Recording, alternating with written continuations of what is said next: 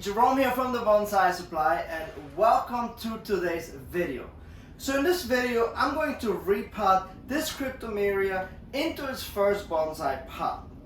So this tree, I gave it its very first styling with Mari late last year in the fall, when I just freshly acquired this tree.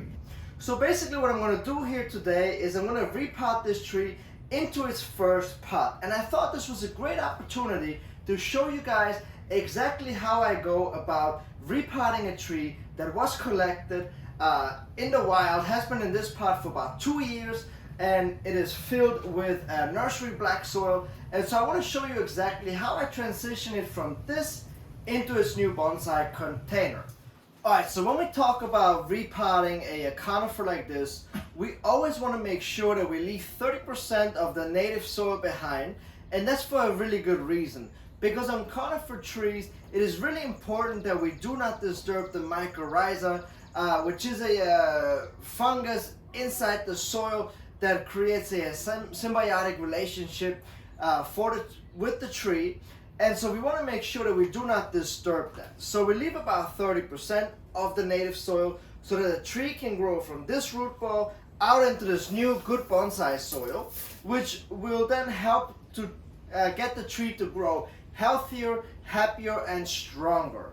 So now typically you would want to do this a little bit earlier in the year.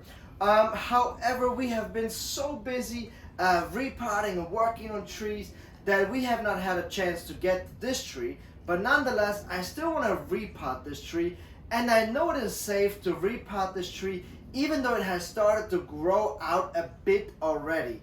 Now generally I would wait if it has grown out this much already, but since this tree is in here in this pot, this is not all filled with roots. There's only roots about this much in here. I want to say about 5 inches of roots. So when this tree was collected, it was put into this large pot with the hopes that it was going to stay in here for a little while. However, since I got it, I want to get it out of this as quickly as possible and introduce it into some good bonsai soil. So now what I want to do here today is I'm going to, once I take it out of the pot here, you can see that I'm not going to disturb really any of the roots, perhaps just a little bit on the corners to fit it into the new pot. Now let's talk about the new pot that I chose for this project. So I had this Chinese pot that I think will work perfectly with this tree. So I've had this pot, it is a Chinese pot from the Xixing region, and I've had this pot in my own collection for about 12 to 13 years, and I got it from a person that also had it for about 15 years in their collection before I got it.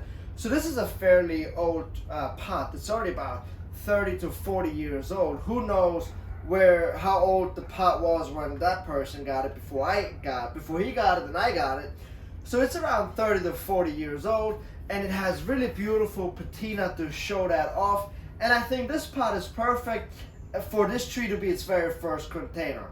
I do like the light gray on the pot here because the Cryptomeria itself has that hue of like a silver, light gray, pewter kind of color on the bark itself, and it's really beautiful. So I think that this will complement this tree quite well. Now what I like about this Cryptomeria specifically is that it has that multi-trunk natural growth habit that I really enjoy, and I really want to emphasize on this. So I want to make sure that when I pot it, that I choose the best possible angle for this tree. And even though this pot may be a little bit on the larger side right now, or maybe a tiny bit on the heavier side, this is something that we can always change later. But I think for the next 3 to 4 years, it's going to be really happy inside of this pot.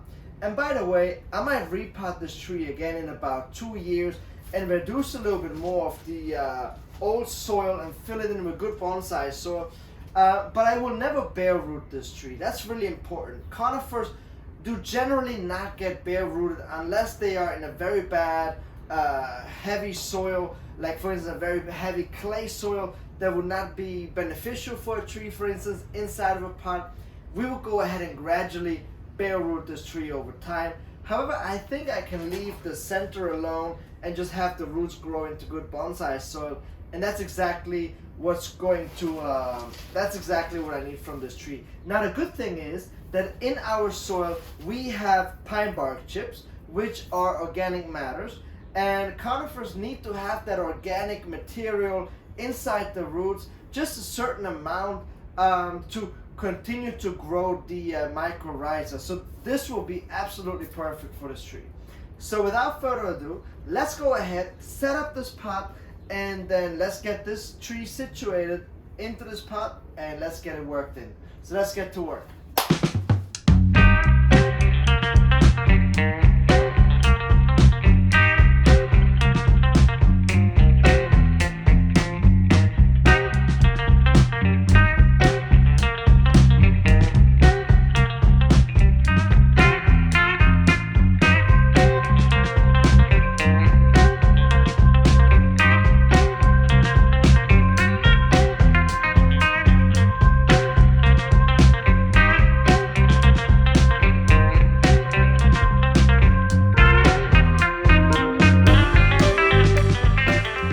So this is one of the reasons why I really wanted to get this tree out of this soil.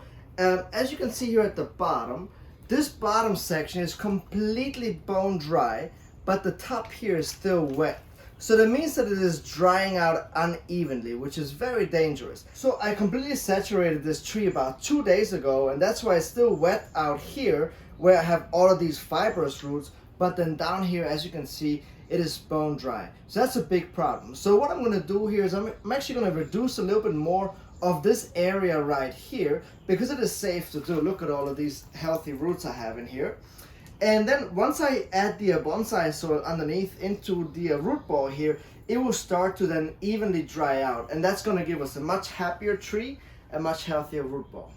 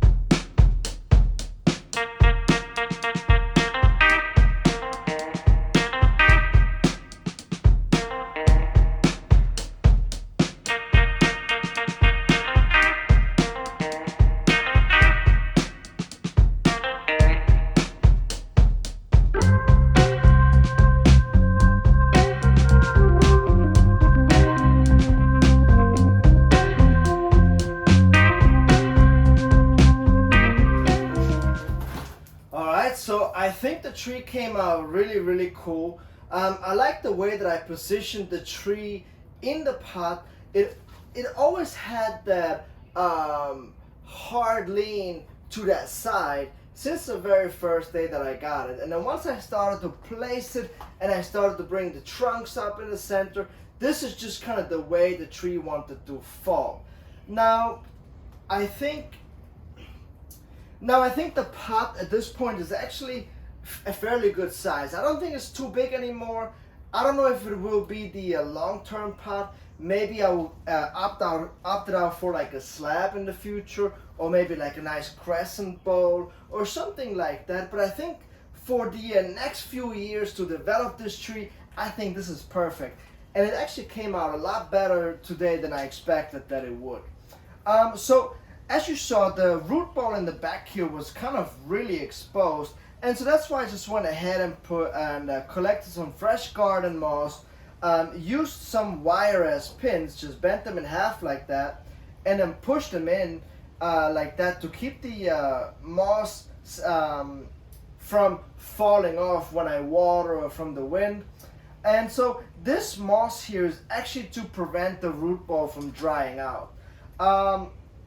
This moss is alive, but This time of the year is very dry, so I don't think it's actually going to make it. But nonetheless, this is great material to prevent the root ball from drying out. Now this section back here that I said that was so exposed, the roots will now have a chance to grow further down into the soil, and then I can go ahead and expose this section more over time, and it will look really, really cool. And I can probably even set the tree a little bit lower in the pot as well. But overall, super happy the way that this turned out today. I can't wait to give this tree its next styling, because we did the first styling in early spring. Now we potted it in mid to late spring, well, more on the later side of spring, to be honest with you.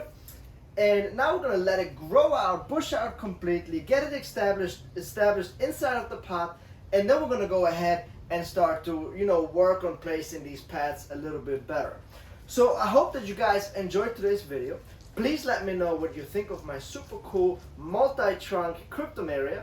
Subscribe to our channel, of course, if you haven't done so already, and I will catch you guys next time.